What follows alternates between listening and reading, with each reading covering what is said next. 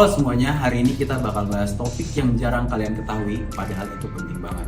Dampak hilirisasi nikel terhadap kesehatan dan lingkungan di Teluk Weda, Halmahera Tengah. Program hilirisasi nikel ini sebenarnya punya tujuan mulia, meningkatkan nilai tambah sumber daya alam, membuka lapangan kerja, dan mendukung ekonomi nasional.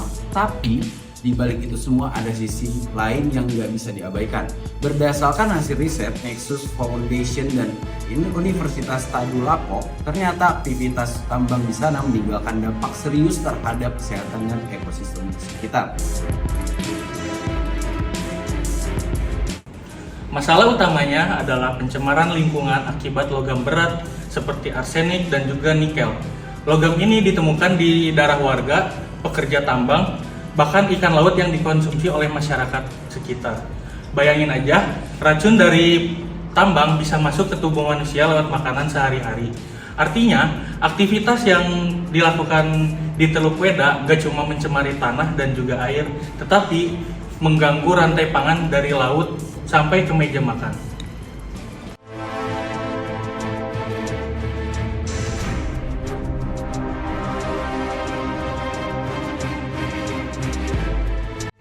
Dampaknya terhadap kesehatan juga gak main-main. Paparan logam berat seperti nikel dan arsenik bisa merusak sistem saraf, ginjal, hati, bahkan memicu penyakit kronis seperti kanker.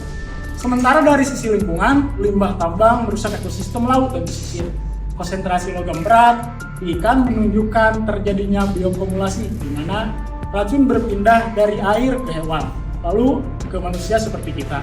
Jadi, efeknya itu berantai dan bisa berlangsung dalam jangka panjang. Kenapa ini? Ini karena gatalnya air laut. Air laut? Iya. Karena Kalau kita lihat dari sisi ekonominya, memang benar hilirisasi bikin angka pertumbuhan naik dan ekspor makin meningkat. Tetapi siapa yang paling diuntungkan? Kenyataannya, masyarakat sekitar tambang justru menanggung dampak sosial dan kesehatan. Sementara itu, keuntungan besar lebih banyak dinikmati korporasi besar. Inilah yang disebut ketimpangan pembangunan ekonomi tumbuh, tapi kesejahteraan masyarakat dan kelestarian lingkungan malah menurun.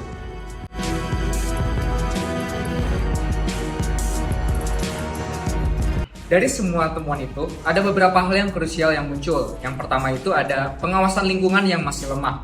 Limbah tambang seringkali dibiarkan tanpa pengelolaan yang memadai. Lalu yang kedua itu, pemerintah terlalu fokus pada indikator ekonomi tanpa memperhatikan dampak ekologis dan kesehatan. Dan yang terakhir, masyarakat lokal kurang mendapat edukasi dan informasi yang transparan tentang risiko logam berat.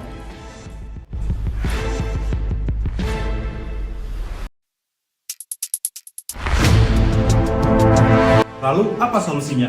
Dari kami memberikan solusi bahwa pemerintah harus memperketat izin tambang, melakukan audit lingkungan secara rutin, dan mendorong penerapan teknologi yang ramah lingkungan. Selain itu, warga juga harus dilibatkan dalam pengambilan keputusan agar mereka tidak hanya menjadi korban, tetapi juga menjadi solusi dari dampak yang ada.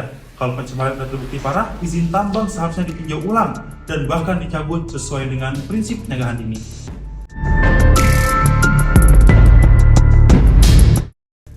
Kasus Teluk Weda ini jadi pengingat bagi kita semua bahwa pembangunan ekonomi nggak bisa berdiri sendiri tanpa memperhatikan kesehatan dan keberlanjutan lingkungan. Hilirisasi seharusnya bukan cuma soal untung, tapi juga soal tanggung jawab. Karena bumi dan manusia, dua hal itu nggak bisa dipisahkan dari proses pembangunan yang sesungguhnya.